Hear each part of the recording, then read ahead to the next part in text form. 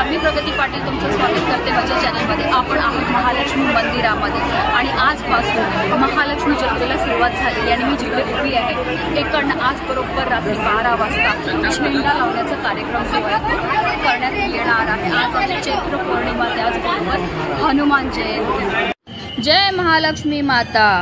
चैत्र शुद्ध पौर्णिमेला मध्यरात्री 12 वाजता पुजारी ध्वज, पूजेचे साहित्य व देवीची ओटी भरण्यासाठी 12 नारळ बरोबर घेऊन पायथ्याच्या मंदिरापासून अतिशय वेगाने धावत निघतो।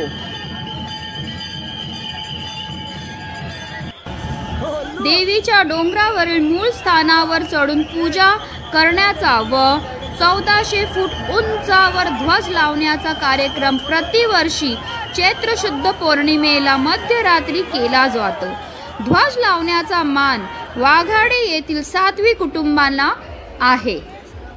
ध्वज घेऊन जाणारा पुजारी त्याआधी 1 महिनाभर मांस, मच्छी, दारू सेवन करत नाही व ब्रह्मचर्याचं पालन करतो। विशेष म्हणजे ध्वजाचे ठिकाण डोंगरावरील स्थानापासून 600 फूट उंचीवर आहे। महालक्ष्मी देवीला होमाच्या दिवशी जवळच्या राजघराण्याकडून प्रतिवर्षी खण नारळाची ओटी भरून साडी चोळी अर्पण करून 5 मीटर लांब झेंडा चढविला जातो। ही प्रथा अजूनही परंपरेनुसार चालू आहे। चैत्र महिन्याच्या पौर्णिमेपासून ही यात्रा सुरू होत असली तरी वर्षभर देवीची नवरात्र आदी उत्सव मोठ्या उत्साहाने होतात।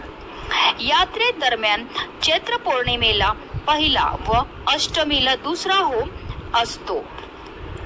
तर चला देवी आईचं सुद्धा आपण दर्शन घेऊया। जय माता दी।